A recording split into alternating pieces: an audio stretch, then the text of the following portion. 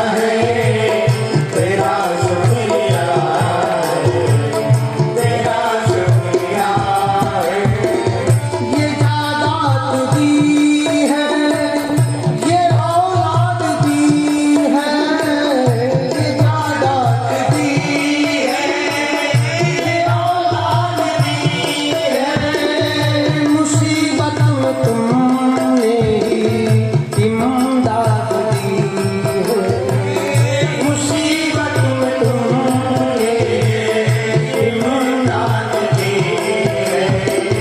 तेरा दिया मैंने खाया पिया है, तेरा शुक्रिया है, तेरा शुक्रिया है।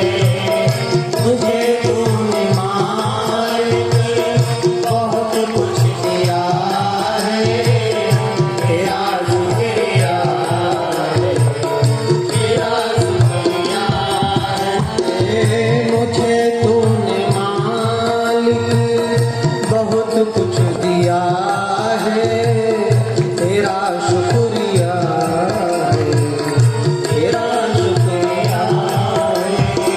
मुझे तूने मालिक बहुत कुछ दिया है, तेरा शुक्रिया है, तेरा शुक्रिया है। न मिलती अगर दी हुई दाद तेरी, न मिलती अगर दी हुई दाद तेरी, तो क्या थी ज़माने में औकात मेरी, तो क्या थी ज़माने में औकात मेरी। ये बंदा तो तेरे सहारे दिया है, तेरा शुक्रिया है, तेरा शुक्रिया है। ये बंदा तो तेरे सहारे दिया है, तेरा शुक्रिया है, तेरा शुक्रिया है।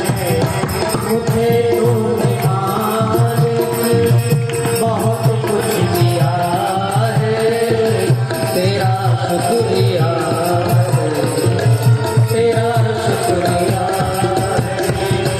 मुझे तूने मालिक बहुत कुछ दिया है, तेरा शुक्रिया है, तेरा शुक्रिया।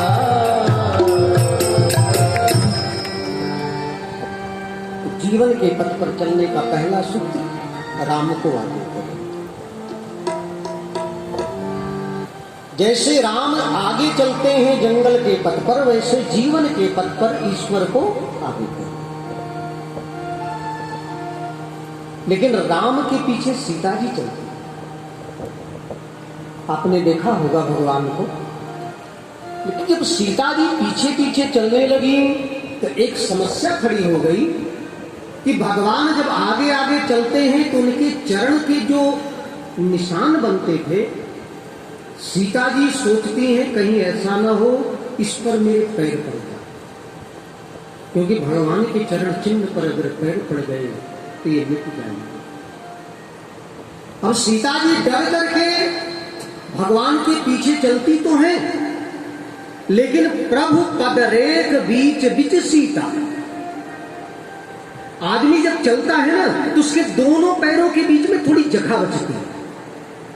तो सीता जी जब चलने लगी तो दोनों पैरों के बीच में मध्य में जो जगह बची थी उसमें चलती है। जीवन जीने का दूसरा सूत्र है। सीता जी डरती हैं कहीं प्रभु के चरण चिन्ह मिट ना जाए। वैसे ही जीवन में जीवन जीना है, भगवान को पाना है, शांति को पाना है। तो दूसरा सूत्र ये है प्यारे कि भगवान के द्वारा, शास्त्रों के द्वारा, महात्माओं के द्वारा, ऋषियों के द्वारा जो बनाई गई मर्यादा है वो कहीं मुझसे मिट ना जाए। इस बात का सदैव आपको ध्यान देना है। सदैव इस बात का ख्याल रखो। हमारे ऋषियों ने, हमारे पुरखों ने जो हमारे लिए मर्यादा बनाई वो कहीं मुझसे टूट ना जाए, कहीं मुझसे मिट ना जाए। जैसे सीता जी सोचती हैं कि कहीं प्रभु के चरण चिन्ह मुझसे न मिट जाएं। तो जीवन जीने का दूसरा सूत्र दे रहा हूं कि भगवान की बनाई गई मर्यादा का आप पालन करें। दूसरा, लेकिन सीता जी के पीछे भी लक्ष्मण चलते हैं। अब जरा आप देखिए, प्रभु आगे चलने लगे तो सीता जी बीच में चलने लगी, दोनों चरणों के मध्य में। अब जब सीता जी बीच में चलने लगी तो जगह ही ना बची। लक्ष्मण भी तो उनके पीछे हैं, उनको तो दोनों की मर्यादा का ख्याल रखना है। तो लक्ष्मण जी इतने डर गए कि कहीं ऐसा ना हो सीता जी के चरण चिन्हों पर मेरे पैर पड़े, कहीं ऐसा ना हो भगवान के चरणों पर मेरे चरण चिन्हों पर मेरे पैर पड़े। तो लक्ष्मण जी इतने डर गए कि भगवान के पीछे नहीं चलते, जरा दाहिने हट करके दूर चलते। लक्ष्मण जी भगवान के पीछे नहीं चल रहे, दूर हट करके चलते, दोनों के पैरों के निशान को बचाना।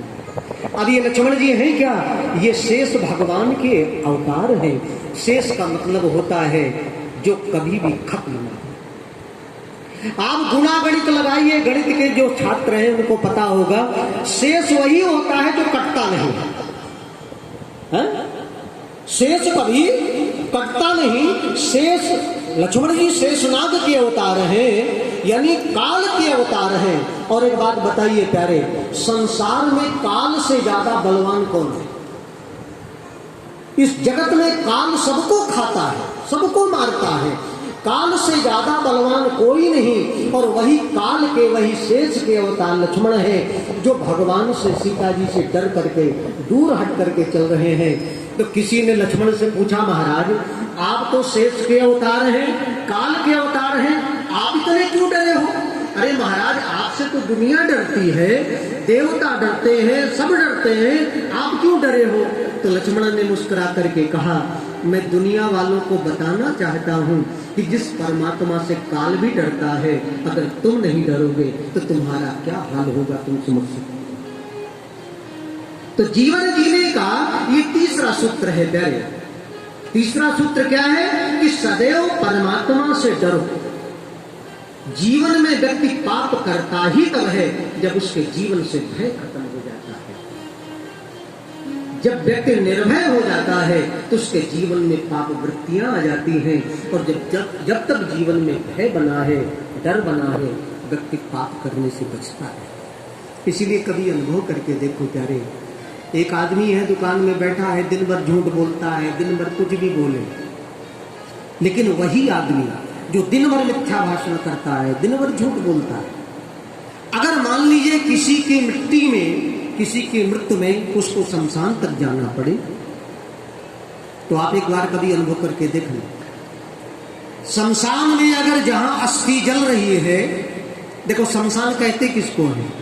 जहां समान स्थान सबको मिले उसी का नाम शमशान।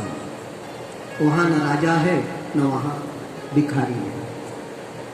आप राजा हैं, चंदन की लकड़ी से जलेंगे लेकिन बनेंगे तो भी राख। और एक गरीब है, वो किक्कर की लकड़ी, बबूल की लकड़ी से जलेगा तो भी बनेगा वो भी राख। तो वहां पर भेदभाव, चंदन की लकड़ी से जलने वाला सोना नहीं राख बनेगा वो भी राख, क्योंकि वहां भेदभाव नहीं, वहां समान सबको स्थान है। इसीलिए उसका नाम है शमशान। शमशान में कोई आदमी जल रहा, उसकी अस्थि जल रही है और वहां आप खड़े हो और आपकी दुकान का कोई नौकर मुनीम आकर के कहे कि उसका खून आया है और ये बात कर रहा है, बताओ उसको क्या जवाब दूं?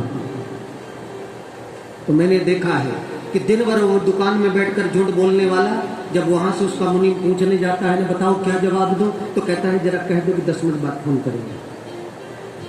क्यों? अरे वो दिन भर झूठ बैठ करके बोलता है तो वहां भी बोल दे, क्या समस्या क्या है? लेकिन नहीं, वहां नहीं बोलता, वहां उसको भय दिखता है। आज जहां ये है वहां कल नहीं। लोग मेरे पास आते हैं, कहता हूं चिरंजीवी हो, लेकिन प्यारे यहां कौन चिरंजीवी? सबकी यात्रा वहां तक की है। फर्क इतना है, कोई गुड़िया बिस्तर बांध रहा है, कोई रास्ते में है, कोई पहुंच गया है। बाकी यात्रा तो सबकी। कोई एक आदमी गया था बाजार में, तो जो बाजार का रास्ता था वो जंगल से गुजरता था, तो उसको बाजार करते करते देर हो गई, रात होने को आई। अब जब वो चला अपने घर की ओर तो जंगल में पगडंडी का रास्ता भूल, अब जंगल में भटकने लगा, रात्र गहरी होने लगी, वो बेचारा डर गया। रात्र जब बीतने लगी वो रोने लगा, मेरी पत्नी, मेरे बच्चे, मेरा परिवार सब रो रहा होगा, कहाँ गया कहाँ गया। अब वो रास्ता रात में ढूंढे, जंगल का पगडंडी का रास्ता, भटक गया, भूल गया, उसको रास्ता ही नहीं मिला। कहते हैं रात्रि के 12 बजे तक वो पूरे जंगल में भटकता रहा, उसको उसके बस्ती का, गांव का रास्ता नहीं मिला। भटक रहा था, इतने में एक महात्मा की कुटिया नजर आई, बहुत प्रसन्न हो गया, कूदने लगा, अंदर कोई महात्मा होगा, साधु होगा, चलो मैं तुम्हें बस्ती का रास्ता पूछूंगा। गया, देखता है कि एक महात्मा बैठे हैं, प्रणाम किया, रोने लगा, बाबा मैं अपनी बस्ती का रास्ता भटक गया हूँ, भूल गया हूँ, मुझे मेरे बस्ती का रास्ता बताओ। महात्मा ने जब उसको देखा तो देख करके कहा, ये सामने वाला मार्ग है, पकड़ करके चले जाओ। बड़ा खुश हुआ, नाचने लगा, तो मैं घर पहुंच जा। वो दौड़ लगाई, कहते हैं कि वो 10 मिनट भी चला होगा, इतने में देखता क्या है कि जिस महात्मा ने बताया था वो मार्ग, रास्ता, वो रास्ता जाकर के शमशान के एक घाट पर मिला। जब वहां पहुंचा शमशान के पास तो रोने लगा कि महात्मा भी झूठ बोलते हैं, मैंने बस्ती का रास्ता पूछा और शमशान का रास्ता बता दिया। फिर रोता रोता लौट करके आया, बाबा मेरी पत्नी, मेरे बच्चे रो रहे होंगे, माँ रो रही होगी, जंगल का रास्ता भटक गया हूँ, हिंसक जीव रहते हैं, ना जाने कौन दुर्घटना घट जाए, बाबा मेरे बस्ती का रास्ता। तो बाबा ने मुस्कुरा करके दूसरा मार्ग बताया था, इसको पकड़ लिया। अब वो सोचने लगा दूसरा बताया है तो झूठ तो बोलेंगे नहीं, लेकिन संजोग देखिए दूसरा मार्ग भी पकड़ करके चला, वो भी जाकर के आगे शमशान के दूसरे छोर से मिला।